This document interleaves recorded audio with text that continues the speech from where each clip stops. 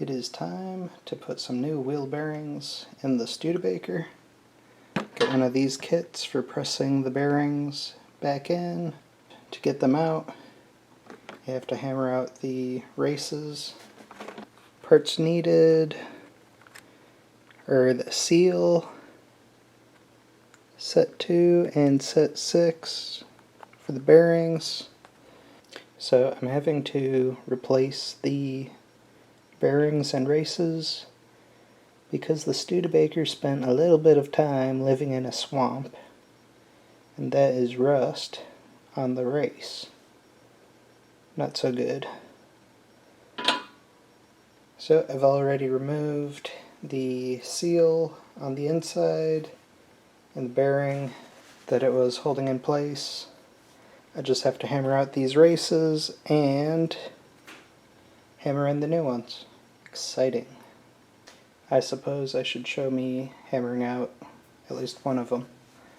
I've got a steel bar, pass it down through till I feel the lip of the bearing at the bottom. Come on, there it is. And then give it a whack.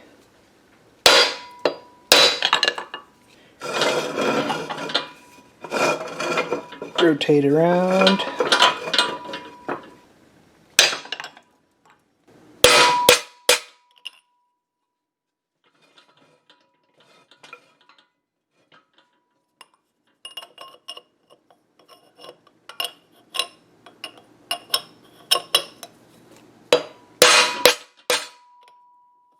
Progress is being made. I've got nothing under this, so when it goes, it should hit the floor. Thusly. Here's that race.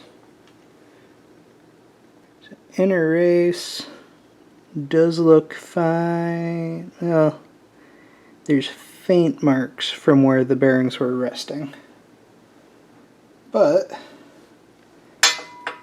got a whole new set, so now flip it over, get this one done.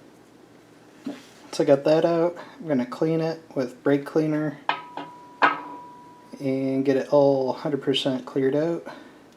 Probably high temp paint to make it look pretty, because why not? Well, this one's coming along nicely.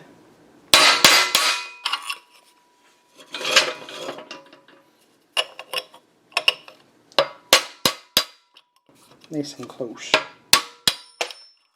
Alright, with the bearings removed, you can see that bearing desperately needed replacing. Time to take this outside, spray it out with brake clean, wipe it down real good, spray it again, let it dry. So this inside surface where the shoes go was resurfaced at some point, but definitely has a little bit of buildup of rust and crust. It wasn't used much. There's not really a lip, it's just is painted, and new bearing races have been pressed in. It's time to install the seal. I take it back, it's not time to install the seal. It's time to pack the bearing, get that installed, and then I can put the seal on it. It'll fit nice. The one I pulled off had a rubber seal around it. This one's got felt. Time to pack the bearing. There'll be a lot of that.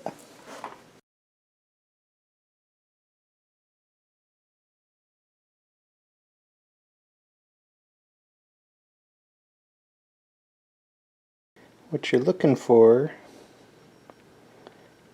is the grease squishing up through it. So packing from the bottom, it squeezes itself up through. Got a little more to go. this. Pretty close. Give that a wipe.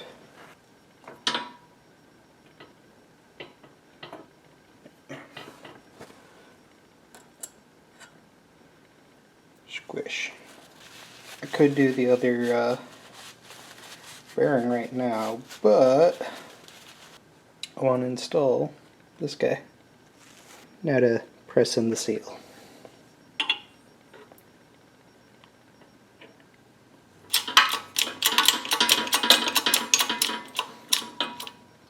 Press that in as even as I can.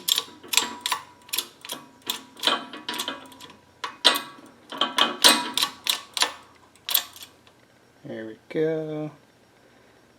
Get that started.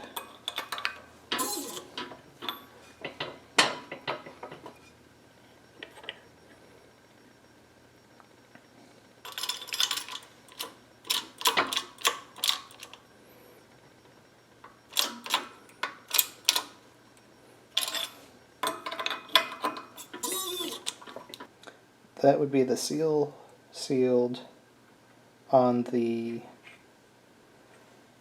lip of the race. Give it one more push, just to the left.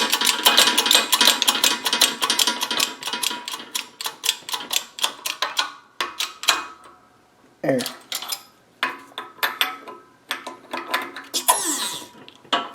That'll be sealed nicely. Even all the way around. Get the bearing in there. And you can probably still see it's rusty inside. I haven't sanded the inside of the drum. Probably should have done that before I put the bearing in. I've got the outer bearing to do still. I'll grease that up when I'm ready to install this back in the car. I shouldn't do that. One thing I'm having trouble with is the front brakes on my Studebaker were not installed when I bought it. Front brakes were completely stripped. I have no idea how to put them back together. I've got to find a picture of a '63 Studebaker Lark front drum brakes, and just looking at a picture I should be able to figure out where everything goes. It's mostly the different size springs and which direction they're supposed to face.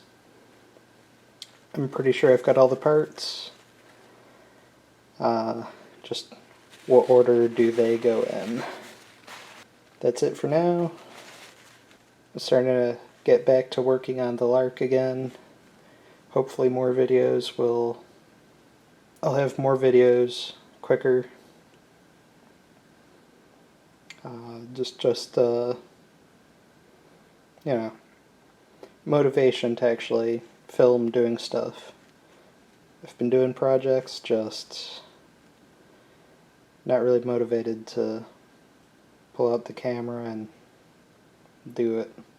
Getting back to it, I'll do a video on getting the brakes assembled, getting this in, tensioning, or getting the whole doohickey. Yeah, still working on the Lark. I haven't abandoned it completely.